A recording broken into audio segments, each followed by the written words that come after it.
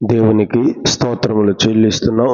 ఈ రాత్రి నిర్గమాకాండం 28వ అధ్యాయంలో 36 నుండి 38 వరకు 3 వచనాలు చదువుకుందాం. నిర్గమాకాండం 28వ అధ్యాయం 36, 37, 38 3 వచనాలు చదువుకుందాం. మరియు నీవు మేలిమి బంగారు రేకు చేసి ముద్ర చెక్కునట్లు దాని మీద యెహోవా పరిశుద్ధుడు అను మాట చెక్కవలెను. అది పాగా మీద ఉండునట్లు నీలి సూత్రముతో దానిని కట్టవలెను. అది పాగా ముందటి వైపున ఉండవలెను. తమ పరిశుద్ధమైన అర్పణలన్నిటిలో ఇశ్రాయేలీయులు ప్రతిష్ఠించు పరిశుద్ధమైన వాటికి తగులు దోషములను అహరోను భరించునట్లు అది అహరోను నొసట ఉండవలెను.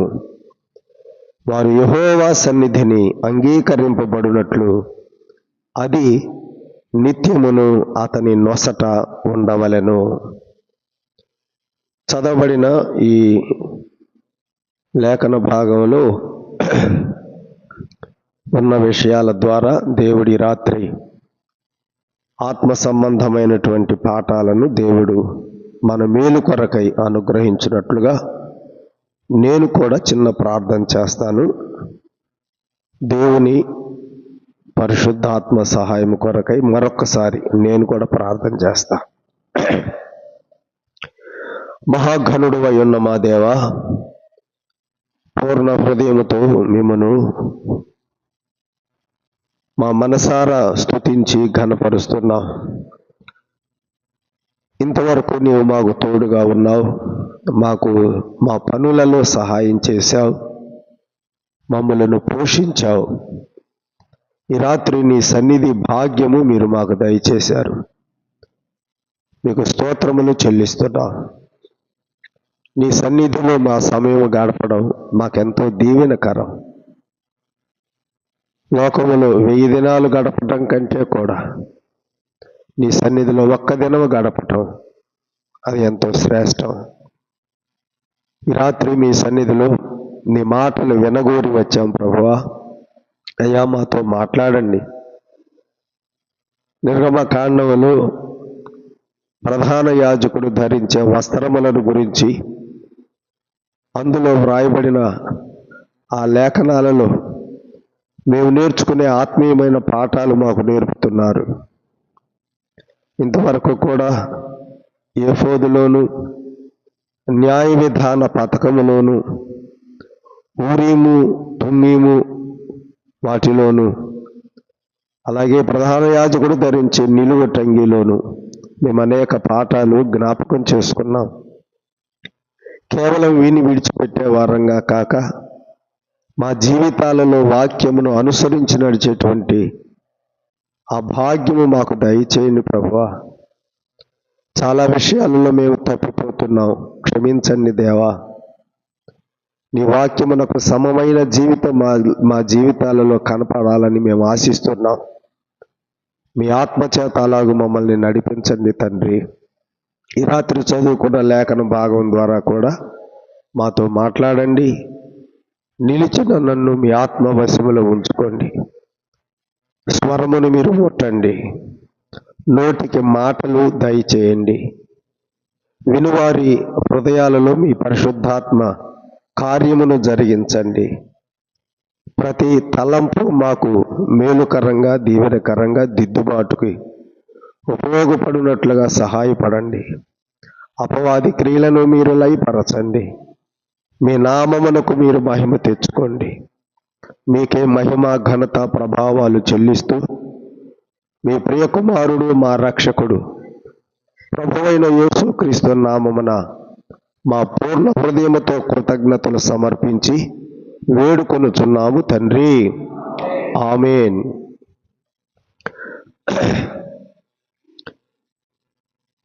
ప్రభునందు ప్రియులారా,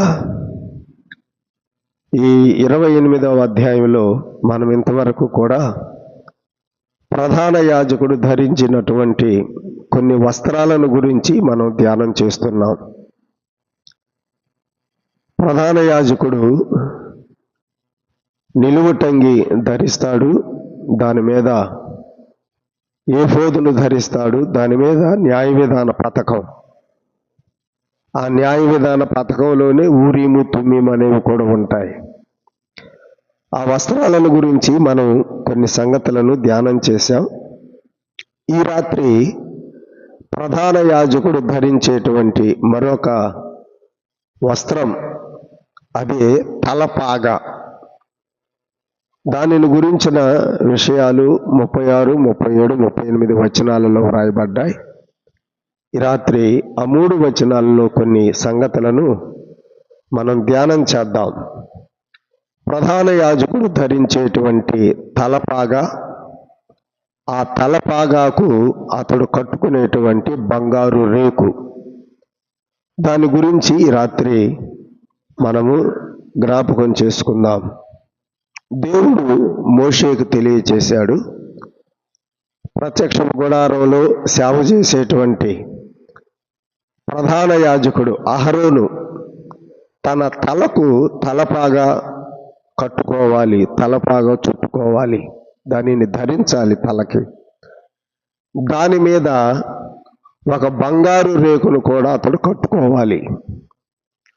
ఆ బంగారు రేకు మీద ముద్ర చెక్కినట్లుగా ఒక మాట చెక్కబడాలి. ఏమిటి ఆ మాట అంటే, యెహోవా పరిశుద్ధుడు అనే మాట చెక్కబడాలి. దానిని ప్రధాన యాజకుడైన అహరోను ధరించాలి. ఆ విషయాన్ని దేవుడు తెలియచేశాడు. ఆ తలపాగా మీద ధరించేటువంటి బంగారు రేకు ఎందుకు ధరించాలో కూడా చెప్పాడు. అందులో ఉన్న కొన్ని పాఠాలు ఈ రాత్రి మనం జ్ఞాపకం చేసుకుందాం. చూడండి, 36వ వచనం చదువుదాం. 36వ వచనం, మరియు నీవు మేలిమి బంగారు రేకు చేసి ముద్ర చెక్కునట్లు దాని మీద యెహోవా పరిశుద్ధుడు అను మాట చెక్కవలెను. ఒక బంగారు రేకు తీసుకోమన్నాడు, దాని మీద యెహోవా పరిశుద్ధుడు అనే మాటను చెక్కమని చెప్పాడు. ఆ బంగారు రేకుని, అంటే యెహోవా పరిశుద్ధుడు అనే మాట చెక్కబడినటువంటి ఆ బంగారు రేకుని ఎక్కడ అతడు ధరించాలి? 37వ వచనం, అది పాగా మీద ఉండునట్లు నీలి సూత్రముతో దానిని కట్టవలెను అన్నాడు. పాగా మీద, పాగా అంటే తలపాగా అన్నమాట. 28వ అధ్యాయంలోనే 37వ వచనం, 37వ వచనంలో మనం ఆ మాట చదువుతున్నాం. 2 సార్లు ఉన్నమాట. పాగా మీద ఉండునట్లు నీలి సూత్రముతో దానిని కట్టవలెను. అక్కడే అది పాగా ముందటి వైపున ఉండవలెను. పాగా అనే మాట, పాగా అంటే తలపాగా అని అర్థం. 29వ అధ్యాయం 6వ వచనం చూడండి. 29:6, అతని తల మీద పాగాను పెట్టి ఆ పాగా మీద పరిశుద్ధ కిరీటము ఉంచి అన్నాడు. పరిశుద్ధ కిరీటం అనే పదం ఇక్కడేమో 36లోనేమో బంగారు రేఖ అన్నాడు. ఆ బంగారు రేఖకి ఇక్కడేమి అన్నాడు? పరిశుద్ధ కిరీటం అన్నాడు. కిరీటం తల మీద కదా పెట్టుకునేది, అందుకని ఇక్కడ పరిశుద్ధ కిరీటం. ఆ పరిశుద్ధ కిరీటం లేదా బంగారు రేఖ ఎక్కడ ఉంచాలన్నాడు? 29:6లో మనం చదువుతున్నాం. అతని తల మీద పాగాను పెట్టి ఆ పాగా మీద పరిశుద్ధ కిరీటము ఉంచాలి. లేవియాకాండం 8వ అధ్యాయం, లేవియాకాండం 8వ అధ్యాయంలో కూడా ఇదే మాట మనం చదువుతాం. 8వ అధ్యాయం చూడండి, 9వ వచనం. 8వ అధ్యాయం 9వ వచనం, అతని తల మీద పాగాను పెట్టి ఆ పాగా మీదను అతని నొసట పరిశుద్ధ కిరీటముగా బంగారు రేకును కట్టెను. ఇట్లు యెహోవా మోషేకు ఆజ్ఞాపించెను. అలాగైతే ప్రధాన యాజకుడైన అహరోను మొదట తన తలకు తలపాగా చుట్టుకోవాలి, తలపాగా కట్టుకోవాలి. మనం తలగుడ్డు చుట్టుకుంటాం కదా, అలా అన్నమాట. దాని మీద ఈ బంగారు రేకుని తన నొసట దానిని కట్టుకోవాలి. అలాగైతే ఇక్కడ మనం ఒక సత్యాన్ని గమనిస్తున్నాం. ఏంటంటే ప్రధాన యాజకుడైన అహరోను తన తల మీద పాగా పెట్టుకోవాలి. దేవుని మందిరంలో, ప్రత్యక్ష గుడారంలో, పరిశుద్ధ స్థలంలో అతడు సేవ చేసేటప్పుడు అతని తల మీద తలపాగా పెట్టుకొని సేవ చేయాలి. అక్కడ తలపాగా లేకుండా సేవ చేయకూడదు. తప్పకుండా అతని తల మీద తలపాగా ఉండాలి. కానీ మన క్రొత్త నిబంధనలో చూస్తే దేవుని సంఘంలో సహోదరులు తల మీద తలపాగా పెట్టుకోకూడదు అని దేవుని వాక్యంలో మనం చదువుతాం. సహోదరులు స్త్రీలైతే తల మీద ముసుగు వేసుకోవచ్చు, తన తల మీద స్త్రీలైతే ముసుగు వేసుకోవచ్చు, కానీ పురుషులు మాత్రం తల మీద ముసుగు వేసుకోకూడదు, తలగొడ్డలు చుట్టుకోకూడదు, తలకి క్యాపులు పెట్టుకోకూడదు, తల మీద ఎటువంటి కవరింగ్ కప్పుకోవటం అనేది ఉండకూడదు. అది దేవుని యొక్క వాక్యము తెలియచేస్తుంది. ఒకసారి కొరింథీయులకు పౌలు రాసిన మొదటి పత్రిక 11వ అధ్యాయం చూడండి.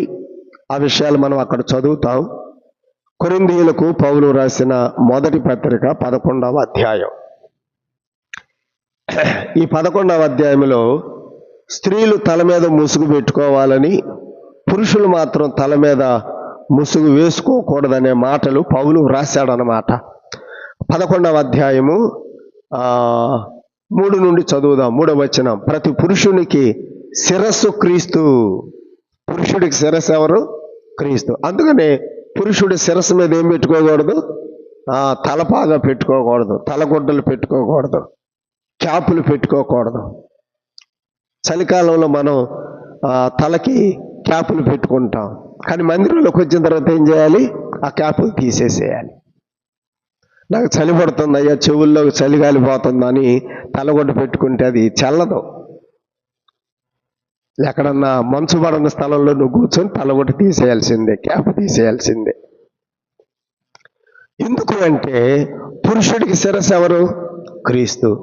అంటే నువ్వు తల మీద ముసుగు వేసావంటే నువ్వు శిరస్సు అయినటువంటి యేసు ప్రభు నువ్వేం చేసావు? కనపడకుండా చేస్తున్నావు అని అర్థం అన్నమాట. అది పురుషుడికి శిరస్సు క్రీస్తనియు. తర్వాత ఏమన్నాడు?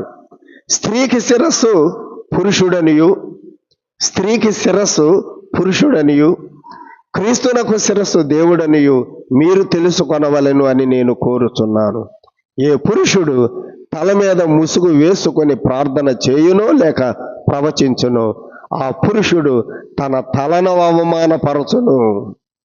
ఏ స్త్రీ తల మీద ముసుగు వేసుకొనకుండా ప్రార్థన చేయును లేక ప్రవచించును, ఆ స్త్రీ తన తలను అవమానపరచును అన్నాడు.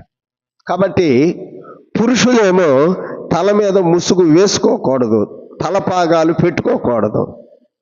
మరి అలాగైతే పాత నిబంధనలో ప్రధాన యాజకుడు తలపాగా ఎందుకు పెట్టుకున్నాడు? దేవుడు ప్రత్యక్షపు గుడారములో, పరిశుద్ధ స్థలములో ప్రధాన యాజకుడు పరిచర్య చేసేటప్పుడు, సేవ చేసేటప్పుడు తలపాగా ధరించాలి అని చెప్పాడు. అక్కడ తలపాగా ధరించాలి అని దేవుడు చెప్పడంలో ఉన్న ఒక ఉద్దేశం ఏంటంటే, రిబకా ఇస్సాకు దగ్గరికి ఎలియాజరు చేత తీసుకొని రాబడుతూ ఉన్నప్పుడు దూరం నుండి ఇస్సాకును చూసింది.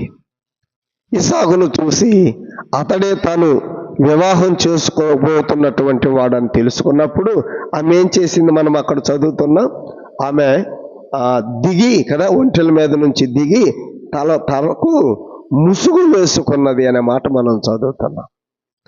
తల మీద ముసుగు వేసుకోవడం అనేది విధేయతకు గుర్తు. తల మీద ముసుగు వేసుకోవడం అనేది కేవలం ఒక విధేయతకు గుర్తు అన్నమాట.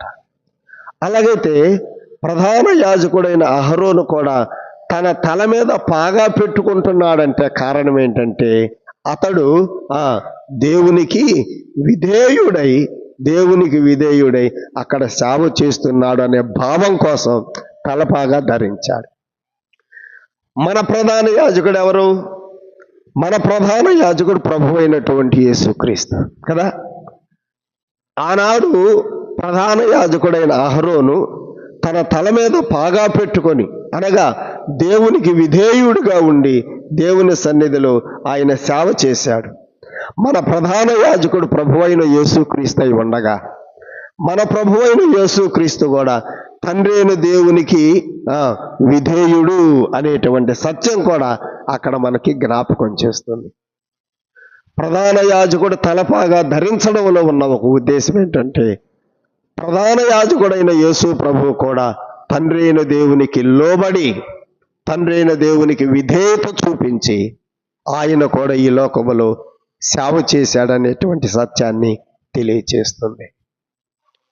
సోదరులారా, సోదరిలారా, యేసు ప్రభు, మన ప్రధాన యాజకుడైన యేసు ప్రభు తండ్రికి ఎంత విధేయుడై ఉన్నాడు, తండ్రికి ఎంతగా లోబడి ఆయన జీవించి ఈ లోకములో ఇంచుమించుగా 3.5 సంవత్సరాలు సేవ చేశాడు.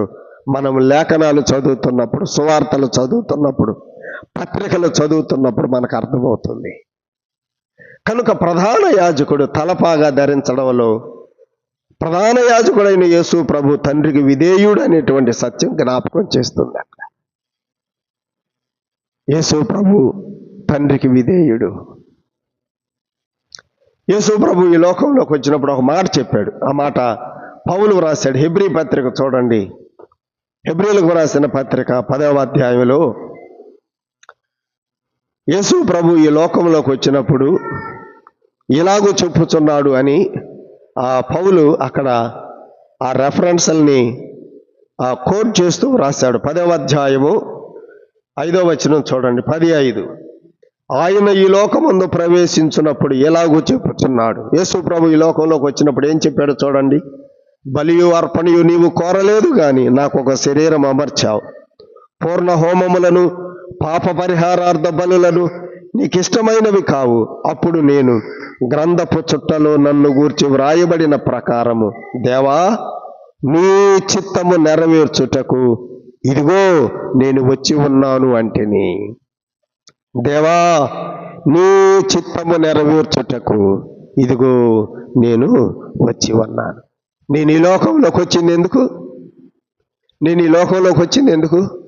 నీ చిత్తము నెరవేర్చడానికే వచ్చా. నీవు నాకు అప్పగించిన పనిని నెరవేర్చడానికే వచ్చా. నీవు ఏ మాట అయితే నాకు చెప్పావో, నువ్వు నాకు ఏ పని అయితే చెప్పావో ఆ పనిని నీకు లోబడి నీకు విధేయుడనై చెయ్యడానికి వచ్చా. దేవా నీ చిత్తము నెరవేర్చుటకు నేను వచ్చి తిని. చూసారా?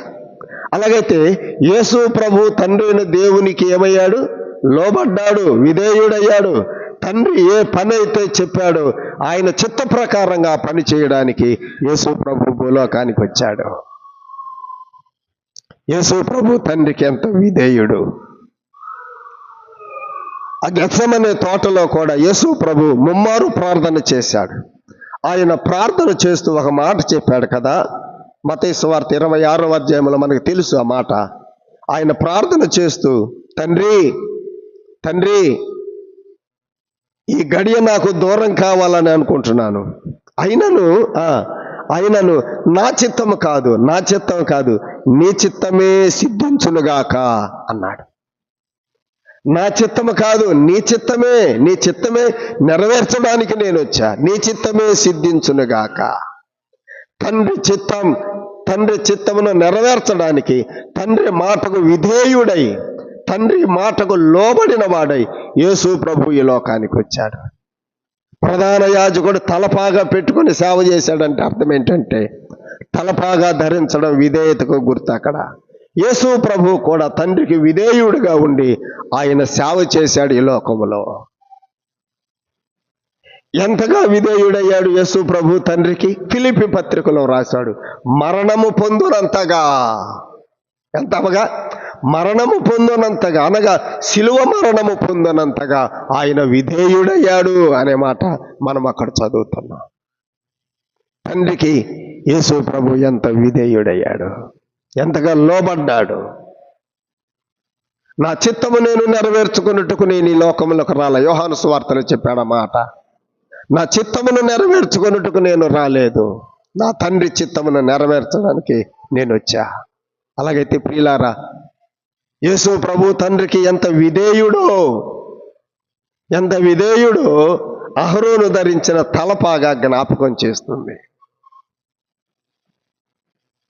మరి ఆయన పిల్లలమైన మనం కూడా విధేయులంగా ఉండొద్దా? యేసు ప్రభు ఎంత మాదిరి మనకి విధేయతలో, యేసు ప్రభు ఎంత మాదిరి మనకు విధేయతలో, తండ్రికి ఎంతగా లోబడ్డాడు.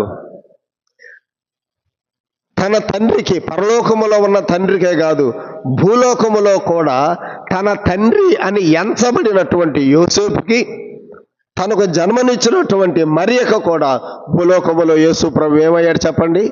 లోబడి ఉండెను అని లోకాసు వార్తలో మనం చదువుతున్నాం. వారికి లోబడి ఉండెను. ఆయన విధేయుడు, యేసు ప్రభువు విధేయుడు. మరి ఆయనను విశ్వసించాము, ఆయనను ఆరాధిస్తున్నాము. మరి ఆయన పిల్లల్లో కూడా ఈ విధేయత కనపడొద్దా? సోదరి, విధేయత నీలో ఉన్నదా? సోదరుడా, విధేయత నీలో ఉన్నదా? నాలో ఉన్నదా? లోబడుతున్నామా? మనకంటే పెద్దవారికి లోబడుతున్నామా? లోబడేటువంటి గుణం మన జీవితాలలో ఉన్నదా? ఎదురు తిరిగేటువంటి గుణం మనలో ఉందా? ఆలోచన చేయండి. విధేయత అనేది చాలా ప్రాముఖ్యమైనటువంటి లక్షణం. విధేయత. హెబ్రీ పత్రిక 5వ అధ్యాయం 10వ వచనం చూడండి. హెబ్రీ పత్రిక 5వ అధ్యాయము 10వ వచనం. మనము విధేయులంగా జీవించాలి. ఎవరికి విధేయులంగా ఉండాలో ఆ దేవుని వాక్యంలో కొన్ని మాటలు జ్ఞాపకం చేసుకుందాం. చూడండి, హెబ్రీ పత్రిక 5వ అధ్యాయము 10వ వచనం. మెల్కీసెదెకు యొక్క క్రమములో చేరిన ప్రధాన యాజకుడు అని దేవుని చేత పిలువబడి తనకు విధేయులైన వారికందరికి నిత్య రక్షణకు కారకుడాయను. తనకు విధేయులైన వారికందరికీ. ఎవరికి మనం విధేయులం కావాలి? ఇక్కడ ఎవరికి విధేయులు? యేసు ప్రభువుకి. తనకు విధేయులైన వారికి అందరికీ అంటే యేసు ప్రభువుకి. యేసు ప్రభువుకి విధేయులైన వారికి అందరికీ కూడా ఆయన నిత్య రక్షణ ఇచ్చేవాడుగా ఉన్నాడు. యేసు ప్రభువుకి మనము విధేయత చూపుతున్నామా? యేసు ప్రభు మాటకు నువ్వు లోబడుతున్నావా? పేతురు రాసిన మొదటి పత్రికలో కూడా మరొక మాట చూడండి. పేతురు రాసిన మొదటి పత్రిక 2వ అధ్యాయంలో, పేతురు రాసిన మొదటి పత్రిక 2వ అధ్యాయంలో మనము ఎవరికి విధేయులంగా ఉండాలో మరొక మాట మనం అక్కడ జ్ఞాపకం చేసుకుందాం. పేతురు రాసిన మొదటి పత్రిక 2వ అధ్యాయం 8వ వచనం చూడండి. మీరు ఆయనను చూడకపోయినను ఆయనను మీరు విశ్వసించుచున్నారు. 3:2 చూడండి, లేకపోతే 3వ అధ్యాయం 2వ వచనం. 3వ అధ్యాయం 2వ వచనం. అటువలే స్త్రీలారా, మీరు మీ స్వపురుషులకు లోబడి ఉండుడి. అందువలన వారిలో ఎవరైనను వాక్యమునకు అవిధేయులైతే, ఆ మాట వాక్యమునకు అవిధేయులైతే, వాస్తవంగా వాక్యానికి ఏం కావాలి? విధేయులు అవ్వాలి. కానీ కొంతమంది వాక్యమునకు అవిధేయులుగా ఉంటున్నారు. అయితే ఇక్కడ మనం నేర్చుకునే పాఠం ఏంటంటే, వాక్యమునకు విధేయులం కావాలి. యేసు ప్రభువుకు విధేయులం కావాలి. వాక్యమునకు విధేయులం కావాలి. వాక్యానికి లోబడుతున్నామా? యేసు ప్రభువుకు మనం లోబడుతున్నామా? విధేయత అనేది మన జీవితాలలో చాలా ప్రాముఖ్యమైనటువంటి లక్షణంగా ఉన్నది. దేవుడు మనల్ని దీవించాలంటే, మనల్ని ఆశీర్వదించాలంటే ఆయనకు లోబడి జీవించాలి. ఆయన మాటకు లోబడి జీవించాలి. విధేయత అది. ఎఫెసీ పత్రిక 6వ అధ్యాయంలో పౌలు రాస్తాడు మొదటి వచనంలో, పిల్లలారా మీ తల్లిదండ్రులకు విధేయులై ఉండుడి. పిల్లలారా, ఎవరు బిడ్డలారా? మీ తల్లిదండ్రులకు విధేయులుగా ఉండాలి. తల్లిదండ్రులకు ఎదురు తిరగొద్దు. నీవు ప్రభువుని విశ్వసించిన వాడవు, విశ్వసించిన దానవైతే నీ తల్లిదండ్రులకు విధేయులుగా ఉండాలి. వాక్యమునకు భిన్నమైనవి చెబితే కాదు, అప్పుడు కూడా నేను విధేయత చూపాలనే కాదు. పెద్దల మాటలకు మనము లోబడేటువంటి వారంగా మనం జీవించాలి. కొలస్సీ పత్రిక 3వ అధ్యాయంలో పౌలు రాస్తాడు, భార్యలారా మీ భర్తలకు విధేయులై ఉండుడి. భార్యలారా మీ భర్తలకు విధేయులై ఉండుడి. అదే అధ్యాయంలో పౌలు రాస్తాడు, దాసులారా మీ యజమానులకు విధేయులై ఉండుడి. కనుక మనము ఎవరికి లోబడి ఉండాలో, ఎవరికి విధేయులంగా ఉండాలో లేఖనాల్లో మనం చదువుతున్నాం. ప్రధాన యాజకుడైన అహరోను తలపాగా ధరించి ప్రత్యక్షపు గుడారములో సేవ చేస్తున్నాడంటే ఆయన దేవునికి విధేయుడనేటువంటి మాట. మన ప్రభువైన యేసుక్రీస్తు ప్రధాన యాజకుడు. ఆయన కూడా తండ్రి అయిన దేవునికి లోబడి విధేయుడై ఆయన ఈ లోకములో సేవ చేశాడు. ఆయన యందు విశ్వాసముంచిన ఆయన పిల్లలమైనటువంటి మనం కూడా విధేయత విధేయత విధేయత ఆ గుణం మనం కూడా కలిగి ఉండాలి. ప్రియులారా, ఆ ప్రధాన యాజకుడు తలపాగా ధరించిన తర్వాత ఆ తలపాగా మీద బంగారు రేకును ధరించాలని కూడా చెప్పాడు. ఇప్పుడు 36వ వచనం చూడండి. 36వ వచనం, నీవు మేలిమి బంగారు రేకు చేసి ముద్ర చెక్కునట్లు దాని మీద యెహోవా పరిశుద్ధుడు అనే మాట చెక్కవలెను. బంగారు రేకు, మనము నిర్గమకాండం ప్రారంభం నుండి కూడా ఈ మాట చెప్పుకుంటూ వస్తున్నాం. బంగారం కదా, మనకు బంగారం చాలా స్థలాల్లో కనపడుతుంది. బంగారు రేకుతో మందసం పొదిగించటం, దీపవృక్షం బంగారంతో, సన్నిధి రొట్టెల బల్ల బంగారంతో పొదిగించటం. బంగారము అనేది దైవత్వాన్ని తెలియచేస్తూ ఉన్నది. మన ప్రభువైన యేసుక్రీస్తు యొక్క దైవత్వం. ఇక్కడ బంగారు రేకును తీసుకోమన్నాడు దేవుడు. దాని మీద యెహోవా పరిశుద్ధుడు అనే మాట చెక్కాలి. దేవుడెవరు? ఆయన పరిశుద్ధుడు. ఆయన పరిశుద్ధుడు, దేవుడు పరిశుద్ధుడు.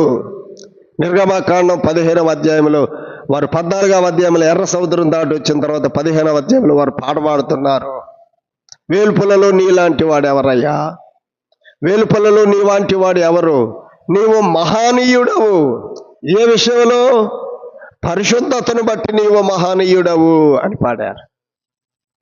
దేవుడు పరిశుద్ధత విషయములో ఆయన మహనీయుడు. లేవియాకాండం 11వ అధ్యాయంలో దేవుడి స్వయంగా చెప్పిన మాట చదువుదాం, చూడండి. లేవియాకాండం 11వ అధ్యాయం 44వ వచనంలో దేవుడు ఏమన్నాడో చూడండి. నేను పరిశుద్ధుడను అన్నాడు. లేవియాకాండం 11వ అధ్యాయము 44వ వచనం, నేను మీ దేవుడనైన యెహోవాను, నేను పరిశుద్ధుడను. ఆయన ఎవరు? ఆయన పరిశుద్ధుడు. 45వ వచనంలో కూడా చెప్పాడు ఆ మాట. 45వ వచనం, నేను మీకు దేవుడనై ఉండుటకు ఐగుప్తు దేశములో నుండి మిమ్మల్ని రప్పించిన యెహోవాను, నేను పరిశుద్ధుడను అన్నాడు. దేవుడు ఎవరు చెప్పండి? ఆయన పరిశుద్ధుడు. ఆయన పరిశుద్ధుడు. ఆ బంగారు రేకు మీద యెహోవా పరిశుద్ధుడు అనే మాట చెక్కాలి. ఆయన పరిశుద్ధుడు. ఆయనే చెప్పాడు, నేను పరిశుద్ధుడను. పరలోకములో ఉన్నటువంటి దూతలు, కెరూబులు, సెరాపులు కూడా ఆ పాట ఏమని పాడారు? యెషయా గ్రంథం 6వ అధ్యాయంలో మనం చదువుతున్నాం.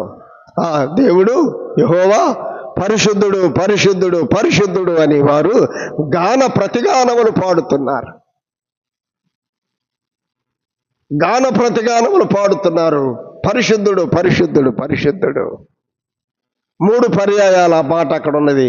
క్రొత్త నిబంధన ప్రకటన గ్రంథంలో కూడా రాత్రింబగళ్ళు మానక కదా, ఆ రాత్రింబగళ్ళు మానకుండా వాళ్ళు ఏమని పాడుతున్నారట? పరిశుద్ధుడు, పరిశుద్ధుడు, పరిశుద్ధుడు. 4 జీవులు 24 పెద్దలు. యేసు ప్రభు పరిశుద్ధుడు, తండ్రి అయిన దేవుడు పరిశుద్ధుడు.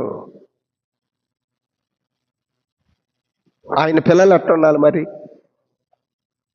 ఆయన పిల్లలు ఎట్టుండాలి? ఆయన పరిశుద్ధుడై ఉన్నప్పుడు ఆయనను విశ్వసించావే, ఆయనను ఆరాధిస్తున్నావే, ఆయన బిడ్డను అని చెప్పుకుంటున్నావే, మరి నీ జీవితంలో నా జీవితంలో కూడా పరిశుద్ధత కనపడొద్దా? మన జీవితంలో కూడా పరిశుద్ధత కనపడొద్దా?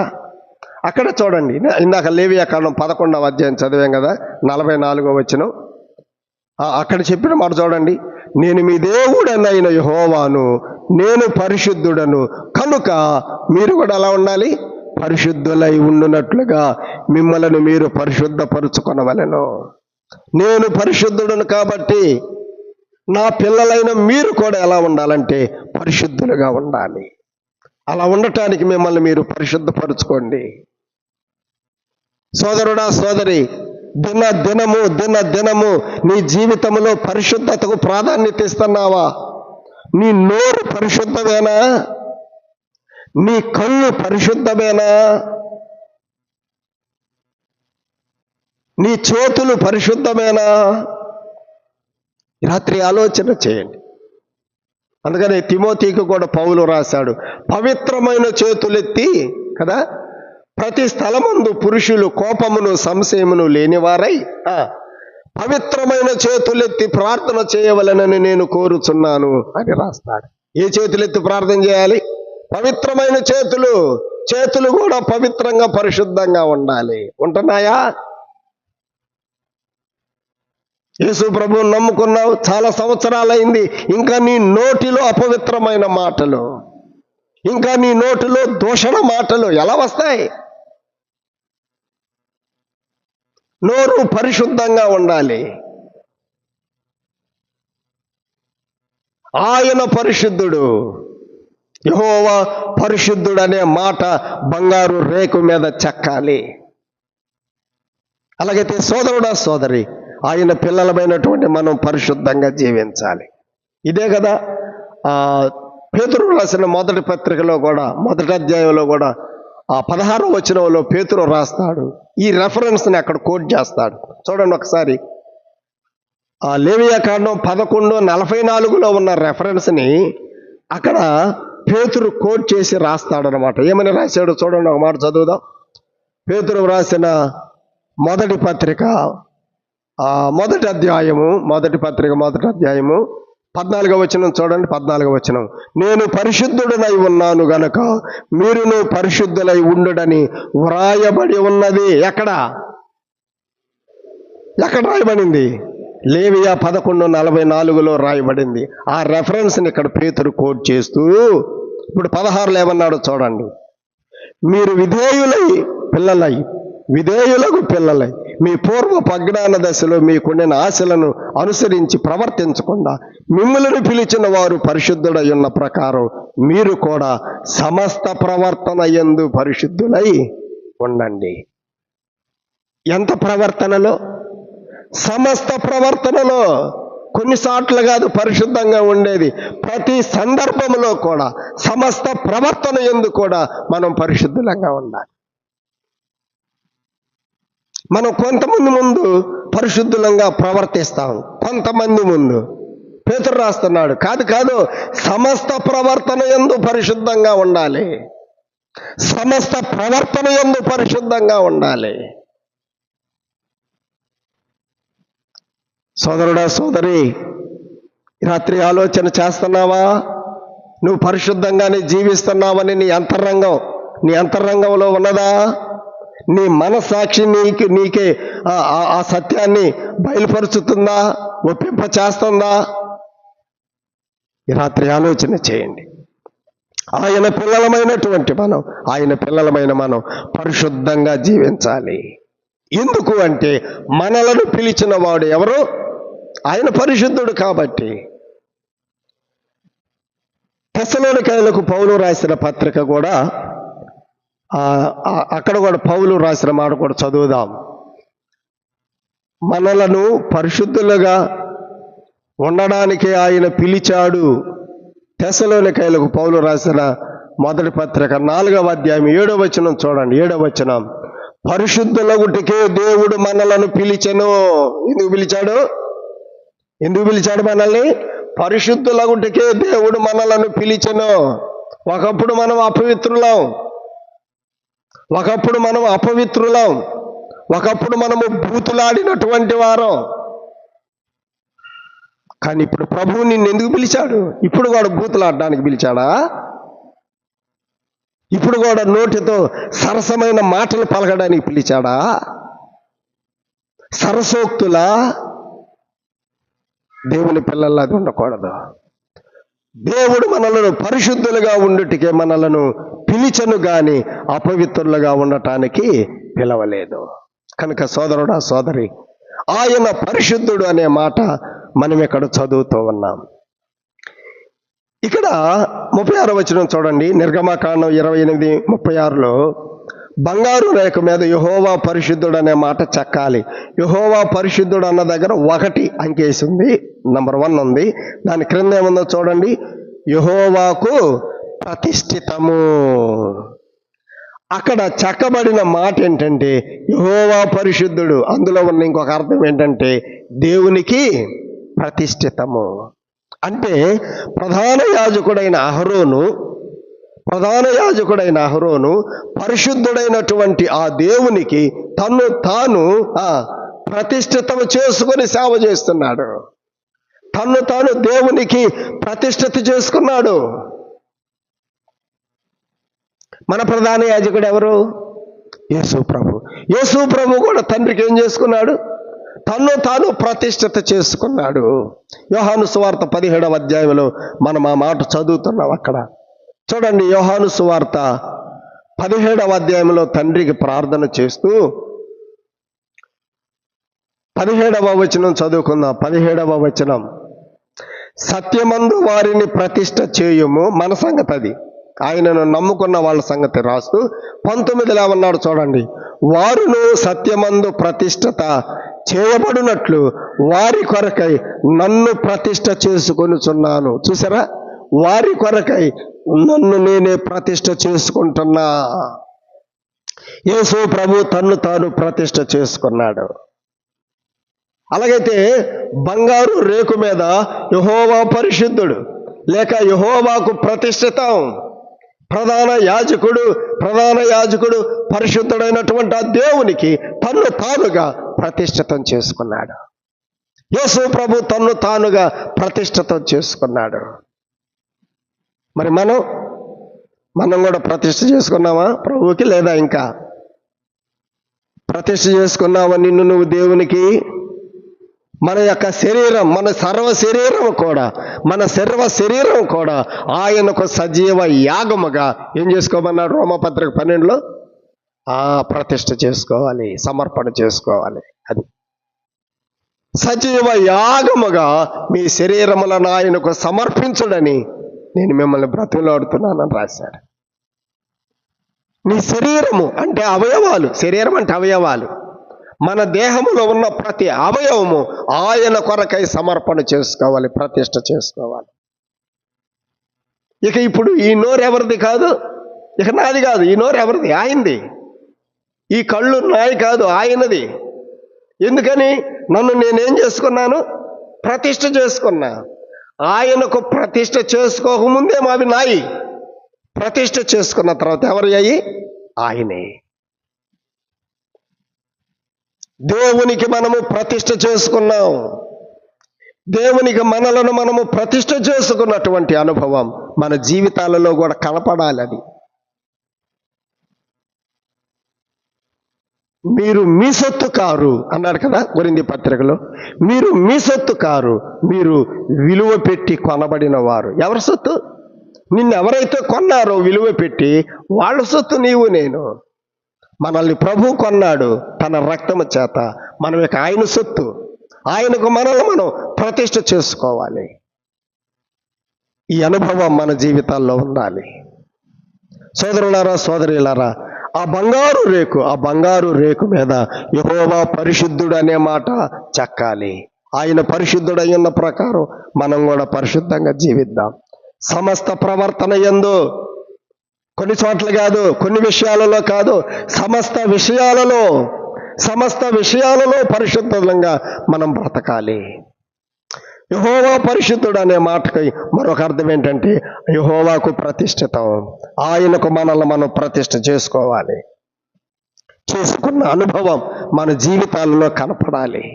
ఇక మనం మన సొత్తు కాదు, మన ఇష్టం వచ్చినట్టుగా నోటితో మాట్లాడడానికి, మన ఇష్టం వచ్చినట్టుగా కళ్ళతో చూడటానికి, మన ఇష్టం వచ్చినట్టుగా చేతులతో పనులు చేయటానికి కాదు. ఇవన్నీ కూడా ప్రతి అవయవమును ఆయన కొరకై మనం ప్రతిష్ఠ చేసేసాం. కాబట్టి సోదరుడా, సోదరి, ఆయన కొరకే మనం జీవించే జీవితం కలిగి ఉండాలి. ఈ తలపాగా మీద ఈ బంగారు రేకుని ఎక్కడ కట్టాలో చూడండి. 37వ వచనం. అది పాగా మీద ఉండునట్లు నీలి సూత్రముతో దానిని కట్టవలెను. నీలి సూత్రం, ఇక్కడ కూడా నీలి రంగు వచ్చింది చూసారా? మనం పోయినసారి చెప్పుకున్నాం నిలువు టంగిని ఏ దారంతో కొట్టాలి? నిలువు టంగిని నీలి దారంతో కొట్టాలి. కేవలము నీలి దారం అన్నాడు కదా, కేవలం నీలి దారం.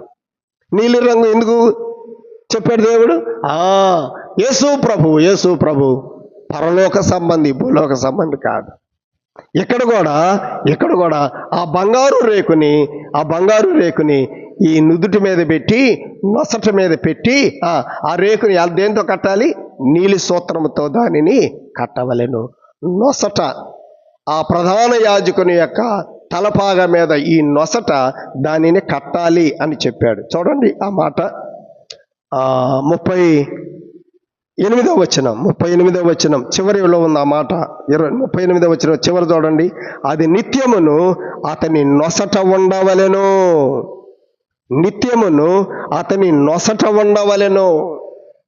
లేవియాకాండం ఇందాక మనం చదివాం 8-9, మరల చదువుదాం. లేవియాకాండం 8-9 చూడండి. అతని తల మీద పాగాను పెట్టి ఆ పాగా మీద అతని నొసట పరిశుద్ధ కిరీటముగా బంగారు రేకును కట్టెను. తలపాగా మీద నొసట ఆ బంగారు రేకుని, పరిశుద్ధ కిరీటమును కట్టాలి. నొసట దాదాపుగా మనము మన శరీరం అంతటిని కూడా బట్టలతో కప్పేసుకుంటాం. కానీ చూడగానే మన ముఖంలో ఏ భాగం కనపడుతుంది చెప్పండి? నొసట భాగం. ఇది అందరికీ కనపడేటువంటి భాగం, నొసట భాగం. అందుకని దేవుడు అందరికీ కనపడేటట్టుగా ఈ నొసట ఏ పేరు కనపడుతుంది? ప్రధాన యాజకుడు ఈ నొసట మీద యెహోవా పరిశుద్ధుడు అనే మాట ఆ ప్రధాన యాజకుని యొక్క నొసట మీద కనపడుతుంది. నొసట. కొంతమంది భక్తుల నొసట ఏం కనపడిందో చదువుదాం బైబిల్లో. ప్రధాన యాజకుడు అహరోను నొసట మీద ఏం కనపడుతుంది? యెహోవా పరిశుద్ధుడు అని కనపడుతుంది. ఒక భక్తుడిని జ్ఞాపకం చేసుకుందాం. దినవృత్తాంతముల 2వ గ్రంథంలో 26వ అధ్యాయంలో మనకు ఒక భక్తుడు కనపడతాడు. ఎవరంటే ఉజ్జియా. ఇప్పుడు చెప్పండి, ఉజ్జియా నొసట ఏం కనపడుతుంది? యెహోవా పరిశుద్ధుడు అని కనపడుతుందా? ఉజ్జియా నొసట ఏం కనపడుతుంది? కుష్ఠరోగం కనపడుతుంది. చూడండి, రెఫరెన్స్ చదువుదాం. 26వ అధ్యాయము 19వ వచనం. ఉజ్జియా ధూపము వేయుటకు ధూపార్తిని చేత పట్టుకొని రౌద్రుడై యాజకుల మీద కోపము చూపాను. యెహోవా మందిరములో ధూపపీఠము ప్రక్కన అతడు ఉండగా యాజకులు చూచుచూ ఉండగానే అతని నొసట కుష్ఠరోగము పుట్టెను. ఎక్కడ? నొసట. అహరోను నొసటేమో యెహోవా పరిశుద్ధుడు అనే మాట కనపడుతుంటే, ఉజ్జియా నొసట ఏం కనపడుతుంది? కుష్ఠరోగం. ఎందుకు వచ్చింది ఉజ్జియాకి కుష్ఠరోగం? ఉజ్జియా మంచి భక్తుడే. ఉజ్జియా చాలా మంచి భక్తుడు. కానీ ఆయనకి దేవుడు కుష్ఠరోగాన్ని తన నొసట అనుమతించాడు. కారణం ఒక్కటే, అతనిలోకి ఏమొచ్చేసింది? గర్వం. గర్వం గర్వం చాలా ప్రమాదకరమైనది. ఆ పదం మనకు బాగా అలవాటే కానీ కదా, అలవాటైన పదమే కానీ దాని యొక్క ప్రతిఫలం ఎంత భయంకరమైనదో చాలా మందికి అర్థం కావట్లా. గర్వం. ప్రియులారా, ఉజ్జియాలో గర్వము ప్రవేశించింది. అతని నొసట కుష్ఠరోగము పుట్టిన. గర్వం లేకుండా జీవించాలి, గర్వం లేకుండా జీవించాలి. సమూయేలు మొదటి గ్రంథంలో 17వ అధ్యాయంలో గొల్యాతు నొసట ఏం కనపడుతుంది? దావీదు ఒక రాయి తీసుకొని వడిసెల్లో పెట్టుకొని గిర్రని తిప్పి ఒక్కసారి ఇసిరేసాడు అంతే. ఆ రాయి నేరుగా ఎక్కడ తగిలింది? గొల్యాతు యొక్క నుదుట నొసట తగిలింది. వెంటనే ఇక్కడ ఏం ఏర్పడింది? గాయం. గొల్యాతు నొసట ఏం కనపడుతుంది? గాయం. ఉజ్జియా నొసట ఏం కనపడుతుంది? కుష్ఠరోగం. ప్రధాన యాజకుడైన అహరోను నొసట యెహోవా పరిశుద్ధుడని కనపడుతుంటే, వీళ్ళ నొసటేమో కదా కనపడకూడనివి కనపడుతున్నాయి. నీ నొసట, నా నొసట. రాత్రి ఆలోచన చెయ్యండి. మన నొసట రాత్రి సోదరుడా, సోదరి, ఉజ్జియాలో గర్వం వలన అతని నొసట కుష్ఠరోగం పుట్టింది. గొల్యాతు నొసట గాయము ఏర్పడి అతడు కుప్పగూలిపోయాడంతే. ఎందుకు అతని నొసట గాయమైందో తెలుసా? గొల్యాతుకి అతడిలో కూడా ఏముంది? గర్వం. నా అంత ఎత్తుటోడు లేడు, నా అంతటి బలాఢ్యుడు లేడు, ఇశ్రాయేలీయులు ఎవడు లేడు, వీళ్ళు ఎవడైనా పోరాడదలుచుకుని నా ఒక్కడితో పోరాడాడు చాలు కదా. ఎంత గర్వం. నాలాగా పాటలు పాడేవాడు లేడు, నాలాగా ప్రసంగం చేసేవాడు లేడు కదా, నాలాగా సంఘంలో పరిచర్య చేసేవాడు లేడు. అదే గర్వం. సోదరుడా, సోదరి, గర్వం చాలా ప్రమాదకరం. గర్వము ఉన్నటువంటి వారు ఎప్పటికైనా దెబ్బతింటారంటే. గర్వము మనలో ప్రవేశించకుండా జాగ్రత్త పడదాం. విధేయతగా ఉందాం, లోబడి జీవిద్దాం, ఎదిగే కొద్దీ ఒదిగి ఉందాం, తగ్గించుకుందాం. అహంకారులను ఆయన ఎదిరించి దీనత్వము కలిగినటువంటి వారికి ఆయన తన కృపను అనుగ్రహిస్తాడు. యెహెజ్కేలు గ్రంథములో యెహెజ్కేలు నొసట కూడా ఏముందో చూద్దాం. చూడండి, యెహెజ్కేలు గ్రంథం 9వ అధ్యాయం. యెహెజ్కేలు గ్రంథం 9వ అధ్యాయంలో మొదటి నుండి కొన్ని మాటలు త్వరగా చదువుదాం. యెహెజ్కేలు గ్రంథం 9వ అధ్యాయం. నేను చెవులారా వినున్నట్లుగా ఆయన గట్టిగా ఈ మాటలు ప్రకటించిన. ఒక్కొక్కడు తాను హతము చేయు ఆయుధమును చేతపట్టుకొని పట్టణపు కావలి వారందరూ ఇక్కడికి రండి అనగానే 6 వచ్చారన్నమాట. ఆ 6లో ఒకడు అవిసనారతో బట్టలు కట్టుకొని ఆ నడుముకి సిరాపుడ్డి కట్టుకొని ఒక లేఖికుడు కూడా వచ్చాడు. ఆ మాటలు 2వ వచనంలో ఉన్నాయి. ఇప్పుడు 3వ వచనం చూడండి. ఇశ్రాయేలీయుల దేవుని మహిమ తానున్న కెరూబు పై నుండి దిగి మందిరపు గడప దగ్గరకు నిలిచి అవిసనార బట్ట ధరించుకొని లేఖికుని సిరాబుడ్డి నడుముకు కట్టుకొని వానిని పిలవగా, ఇతని పక్కన ఎంతమంది నిలబడ్డారు? 6 నిలబడ్డారు. 6 చేతుల్లో ఏమున్నాయి? కత్తులున్నాయి. 6 చేతుల్లో ఖడ్గాలున్నాయి. సంహరించడానికి బయలుదేరారు. ఆ 6 మధ్యలో ఇటు ముగ్గురు మధ్యలో అవిసనార బట్ట కట్టుకున్నటువంటి, నడుముకి ఒక సిరాబుడ్డి కట్టుకున్నటువంటి ఒక దూత ఉన్నాడు. అతనితో ఏం చెప్పాడు చూడండి దేవుడు. 4వ వచనం. యెహోవా అంటున్నాడు, యెరూషలేము అను ఈ పట్టణములో ప్రవేశించి చుట్టూ తిరిగి దానిలో జరిగిన హేయ కృత్యములను గూర్చి మూల్గులిడుచు ప్రలాపించుచున్న వారి లలాటముల గుర్తు వేయమని వారికి ఆజ్ఞాపించెను. లలాటముల గుర్తు అంటే ఏంటి చెప్పండి? లలాటము అంటే నుదురు, లలాటము అంటే నొసట. దేవుడు అంటున్నాడు, ఆ అవిసనార బట్టు కట్టుకొని నడుముకి సిరాబుడ్డి కట్టుకున్నటువంటి అతనితో దేవుడు అంటున్నాడు, అయ్యా ఆగు ఆగు, ఆగండి, అప్పుడే మీ ఖడ్గాలతోటి వీరిని హతమార్చొద్దు. నేను ఒక మాట చెబుతున్నా వినండి. ఏమిటి అంటే, ఈ యెరూషలేములో హేయ కృత్యములు జరుగుతూ ఉండగా వారిని గురించి ఎవరైతే ప్రలాపిస్తున్నారో వారి లలాటముల గుర్తువేయండి. ఇప్పుడు ఎవరి నొసట గుర్తు వేయమన్నాడు దేవుడు? ఆ మాట కావాలి నాకు. ఇప్పుడు ఎవరి నొసట గుర్తు వేయమన్నాడు దేవుడు? యెరూషలేములో హేయ కృత్యములు జరుగుతుండగా, ఈ హేయ కృత్యములు జరుగుతున్న వారిని గురించి ఎవరైతే ప్రలాపిస్తున్నారో, ఎవరైతే విలపిస్తున్నారో, ఎవరైతే కన్నీరు కార్చి ప్రార్థన చేస్తున్నారో వారి నొసట గుర్తువేయి. వారి నొసట గుర్తువేయి. ఇక గుర్తు ఉన్నటువంటి వారిని విడిచిపెట్టేసి మిగిలిన వారిని అందరినీ హతమార్చు అని దేవుడు చెప్పాడు. అప్పుడు అవిసనార బట్ట ధరించుకొని నడుముకి సిరాబొడ్డి కట్టుకున్నటువంటి ఆ వ్యక్తి ఇప్పుడు వచ్చాడు. ఎవరి నొసట గుర్తు వేశాడు? యెహెజ్కేలు నొసట. ఎందుకని? యెరూషలేములో హేయ కృత్యములు జరుగుతుండగా వారిని గురించి ప్రలాపించుతున్న వాడు ఎవరు? యెహెజ్కేలు. అమ్మా, అయ్యా, నీ నొసట ఈ గుర్తుందా? నీ నొసట, నా నొసట ఈ గుర్తున్నదా? ఏ గుర్తు? ఎవరికి ఆ గుర్తు వేయాలి? ఎవరికి ఆ గుర్తు వేయాలి? హేయ కృత్యములు జరుగుతూ ఉండగా వారిని గురించి ఏమవ్వాలి? ప్రలాపించాలి. ప్రలాపించేటువంటి వారంగా మనం ఉంటున్నామా? విలపించేటువంటి వారంగా మనం ఉంటున్నామా?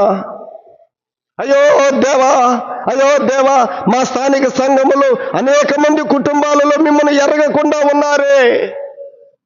వారి రక్షణ గురించి ప్రభువా నీ సన్నిధిలో విలపిస్తున్నాం. ఉన్నదా మనలో? ఇంత వాక్యం చెబుతున్నా కూడా ప్రభువా ఇంకా మార్పే కనిపించటం లేదు.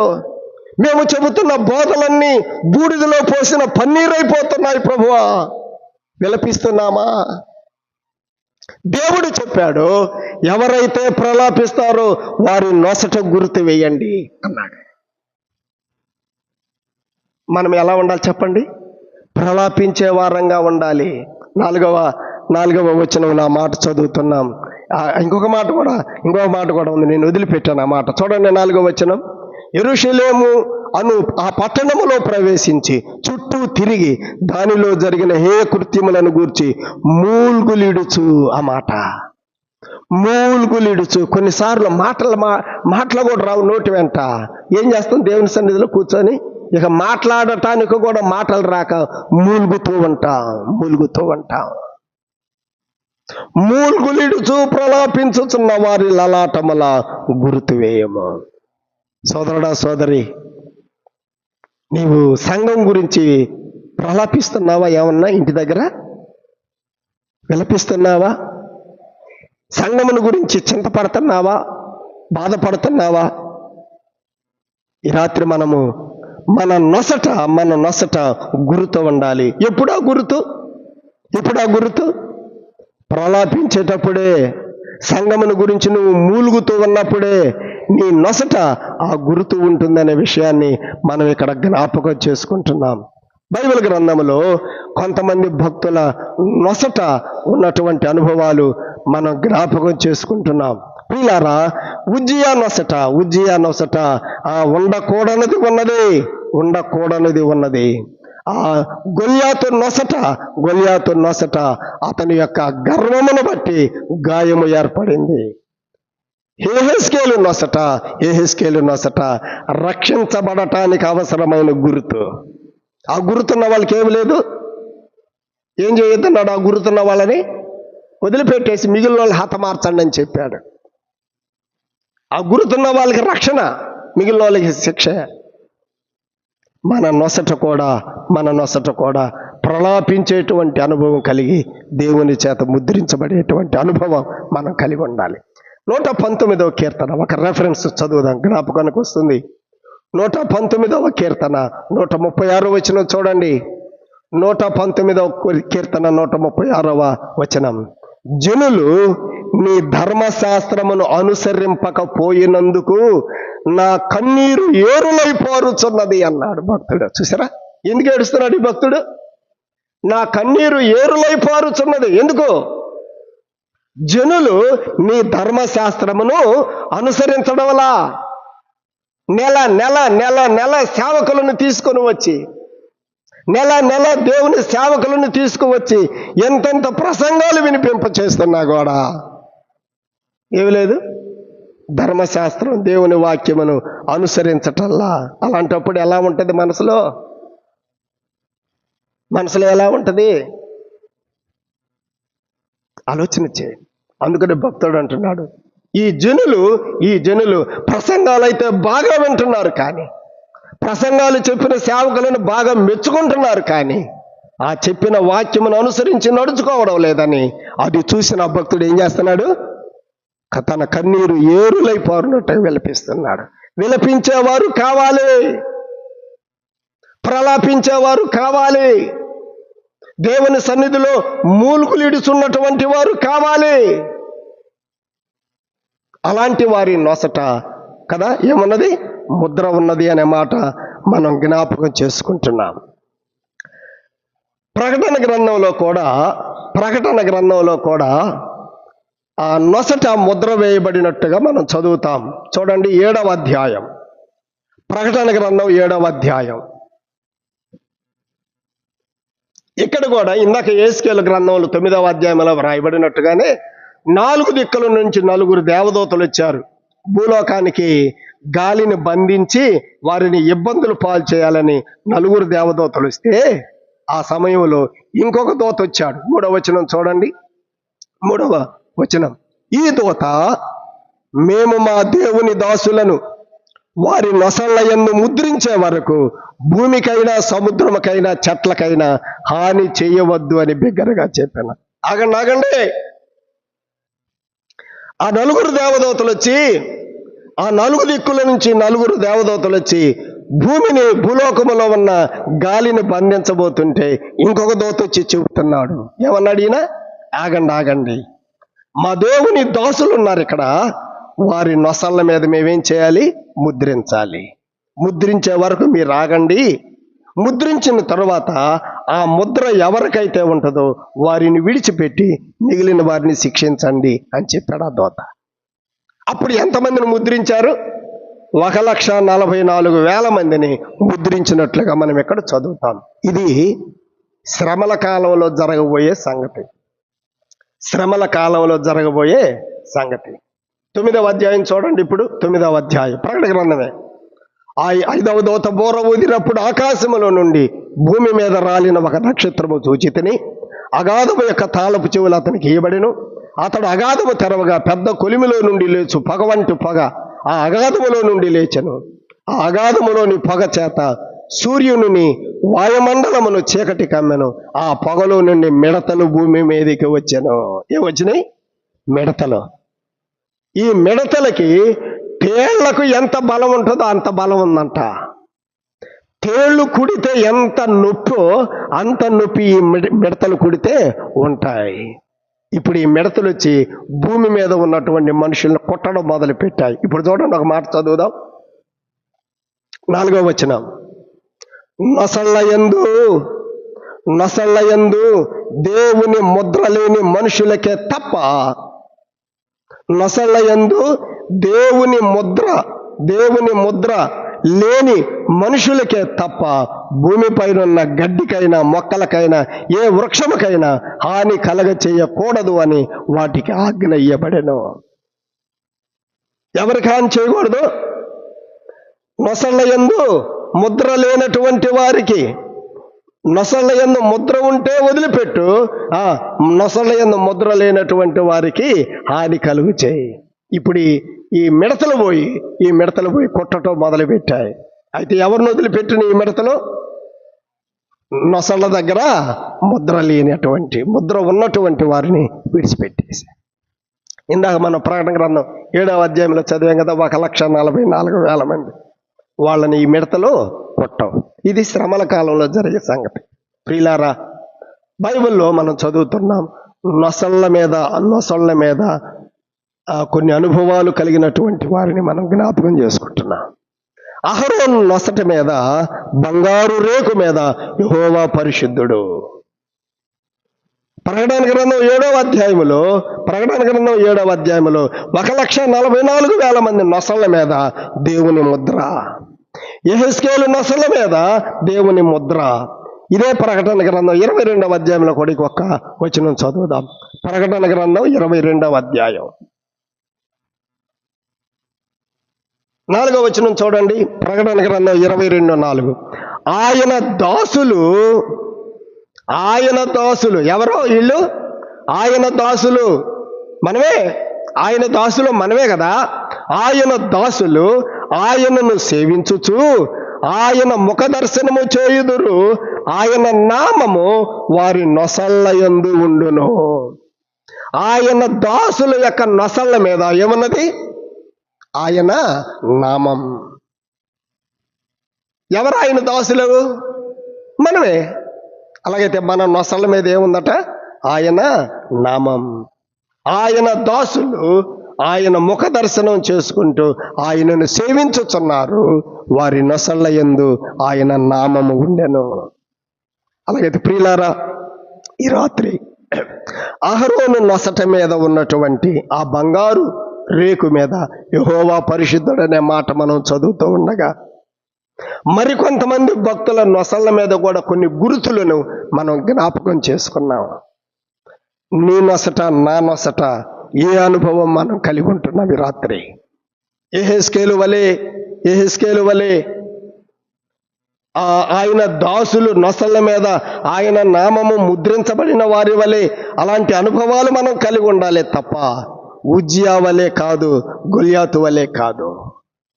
ఈ రాత్రి వాక్యం వింటున్న నీవు, నేను, ప్రియ సోదరుడా, సోదరి, దేవుని చేత మన నొసళ్ళ మీద ఒక మంచి ముద్ర వేయించుకునేటువంటి అనుభవం మనం కలిగి ఉండటం ఎంత దీవెనకరం ఆలోచన చేయండి. యెరూషలేములో హేయ కృత్యములు జరిగించుచున్న వారి నిమిత్తమై మూల్గులిడుచు ప్రలాపించుచున్న వారి నొసట గుర్తువే. ధర్మశాస్త్రమును జనులు అనుసరించడం లేదు, వారి నిమిత్తం ఎవరు కన్నీరు ఏరులై ప్రవహించుతూ ఏడ్చుతూ ప్రార్థన చేస్తారో వారి నొసట గుర్తువేయి అంటాడేమో దేవుడు. నీవు నేను అలాంటి వారంగా మనం జీవించాలి. చూడండి, నిర్గమకాండం 28వ అధ్యాయం. నిర్గమకాండం 28వ అధ్యాయంలో ఆ యొక్క బంగారు రేకుని ఆ యెహోవా పరిశుద్ధుడని వ్రాసి చెక్కి ఆ నీలి సూత్రముతో ఆయన తలపాగ మీద నొసట దానిని కట్టాలి అని చెప్పాడు. ఎందుకు ఆ తలపాగ మీద యెహోవా పరిశుద్ధుడని రేకు పెట్టాలి? దానివల్ల ఉపయోగం ఏంటి? 38వ వచనం చదువుదాం. చూడండి.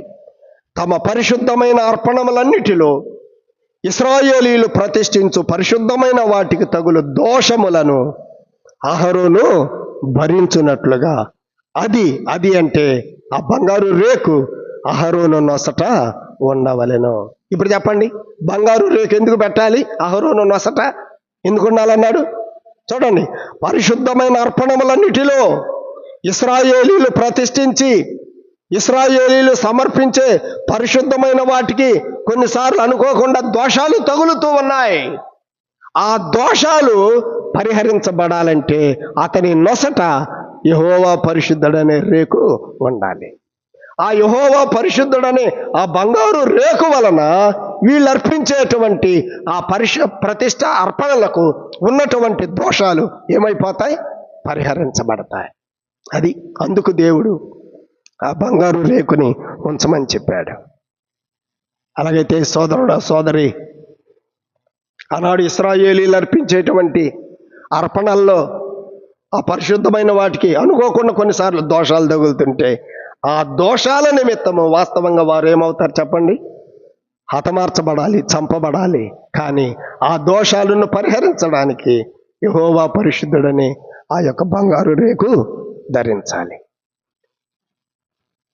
మన ప్రధాన యాజకుడైనటువంటి యేసు ప్రభువే మన దోషములను పరిహరించడానికి, మన పాపములను పరిహరించడానికి, మన పాపములకు ప్రాయశ్చిత్తము కలిగించడానికి ఆయన కలువరి శిలువలో మరణించాడు.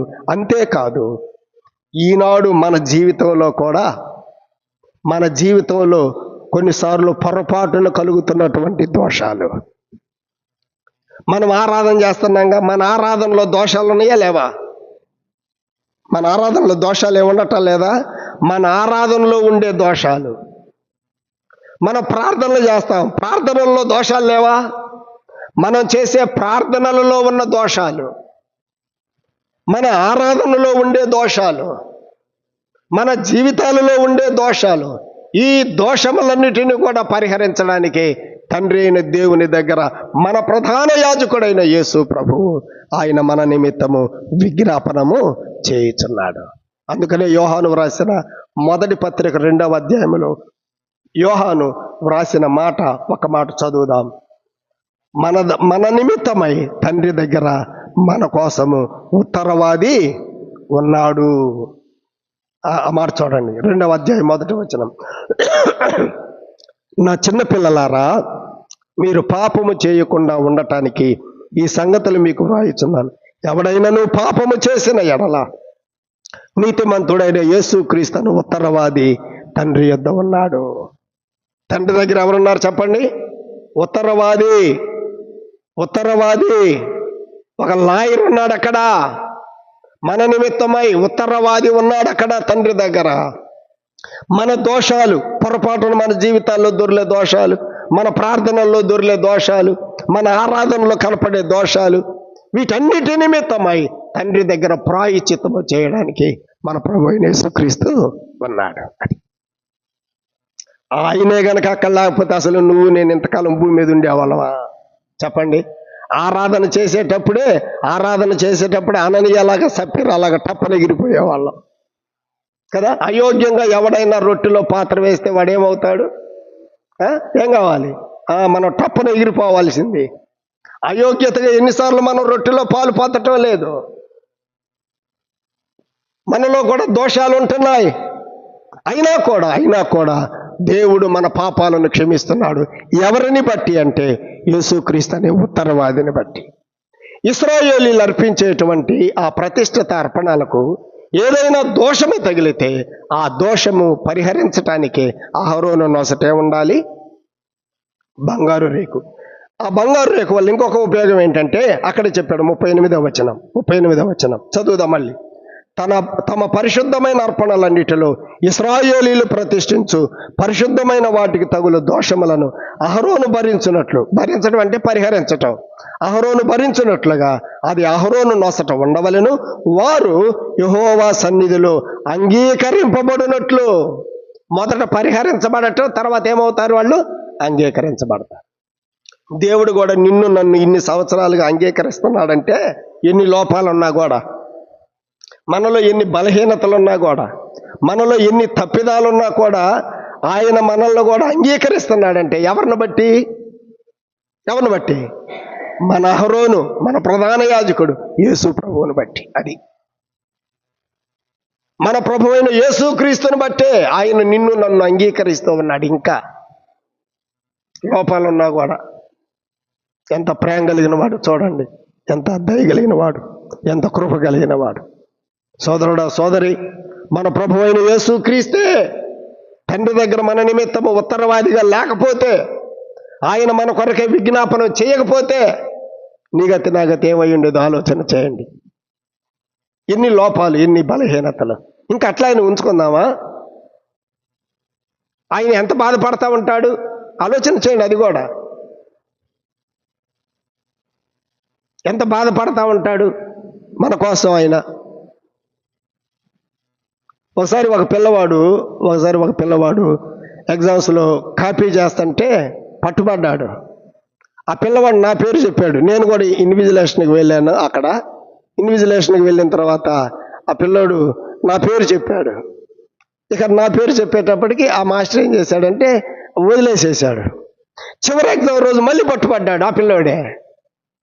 మళ్ళీ నా పేరు చెబితే నాకు ఎట్టుంటుంది? ఏందిరా నువ్వు ఇదే పనా, నువ్వు చేయటం నా పేరు చెప్పటమేనా అంటావా అనమా? మరి యేసు ప్రభు కూడా అంతేగా. ఎన్నిసార్లు మన నిమిత్తం తండ్రి దగ్గర ఆయన విజ్ఞాపన చేస్తాడు? సరే, 1 సారా, 2 సార్లా, 20 సార్లా, 100 సార్లా, సరే, ఇంకా 150సారి కూడానా బాధపడ్డా ఆయన? ఆయనకు బాధ కలిగించే విధంగా మనం జీవించొద్దు. జాగ్రత్తగా జీవిద్దాం. మన ఆరాధనలో దోషాలు లేకుండా, మన ప్రార్థనలో దోషాలు లేకుండా, మన జీవితంలో దోషాలు లేకుండా, ఆయనకు బాధ కలిగించకుండా మనము జాగ్రత్తగా ప్రభు నామ మహిమ నిమిత్తమై మనం జీవిద్దాం. ప్రార్థన చేద్దాం.